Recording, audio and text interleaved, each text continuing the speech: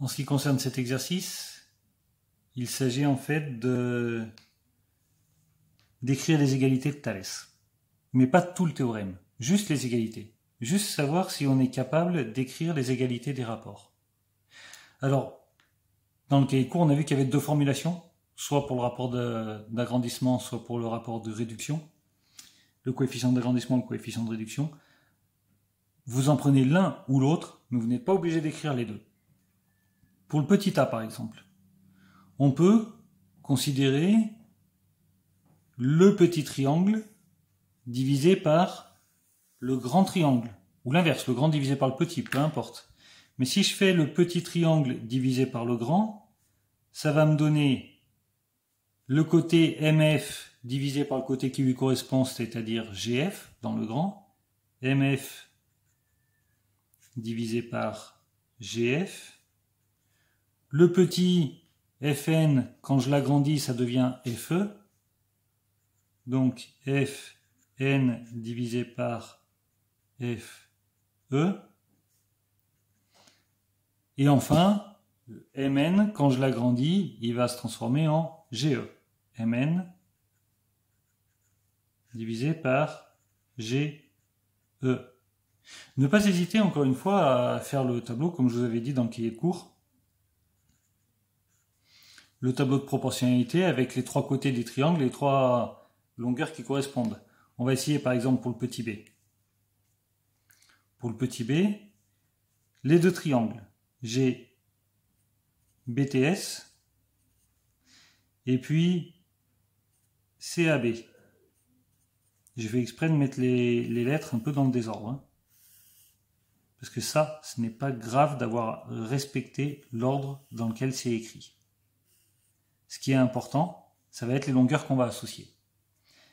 Donc ici, BTS, j'ai BT, TS, SB. Ok, BT, TS, SB. Maintenant, BT, quand je l'agrandis dans le triangle BAC, quand je l'agrandis, tiens, ça fait bac, j'aurais dû le mettre dans ce sens-là, ça va me donner BA. BT, ça va me donner BA. TS, il va correspondre à AC. Donc en toute logique, BS, il va correspondre à BC. Alors attention, regardez bien les lettres que vous avez ici. Toutes les lettres qui sont là doivent être dans ce triangle-là. Pourquoi je dis ça? J'insiste lourdement parce que certains vont être capables de m'écrire CS, par exemple, divisé par BC. Sauf que CS, là j'ai le C, mais j'ai pas le S. Donc CS, c'est pas le côté d'un triangle. Et ici, j'ai le S, mais j'ai pas le C. Donc je peux pas utiliser CS là non plus. Ici, ça doit être les côtés d'un triangle, donc utiliser les trois sommets qui sont écrits ici. Voilà, ça vous permet d'éviter ce genre d'erreur. Donc je suis sûr que vous allez les commettre au moins une fois. Donc on a maintenant, il suffit d'écrire, tant pis j'ai mis, BT divisé par BA,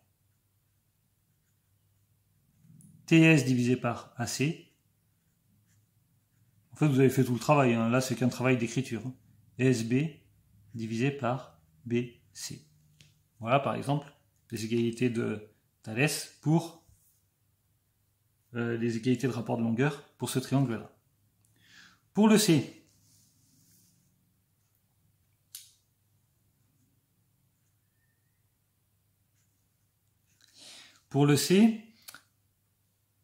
les deux triangles concernés, ça va être celui-ci et celui-là. Mais dans quel sens? Donc les deux triangles que j'ai, A, B, D, et puis C, D, E. Mais quel côté correspond à quel autre? Allez, ABD. J'ai AB, BD, AD. CDE. Alors AB c'est celui-là. Celui qui lui correspond, c'est facile, c'est le côté parallèle. EC. Là, il n'y a pas de souci. BD. Attention, BD, celui qui correspond, c'est pas DE. BD, celui qui correspond, c'est celui qui est aligné. sur la même droite en fait. Donc BD, celui qui lui correspond, c'est DC. Et surtout, c'est pas BC qui BC, la longueur BC, ce n'est pas le côté d'un triangle. Le côté des triangles, c'est celui-ci et celui-ci. Donc soit j'utilise BD, soit j'utilise DC, mais en aucun cas, je peux utiliser BC. Et enfin, AD, le côté qui lui correspond, aligné, c'est DE. Bon ben voilà, j'ai fini. AB sur EC, j'ai plus qu'à recopier, AB sur EC, BD sur DC,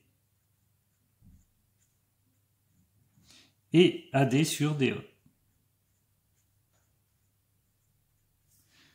Pour le D, je vous laisse faire, vous devriez trouver EG sur GJ, GF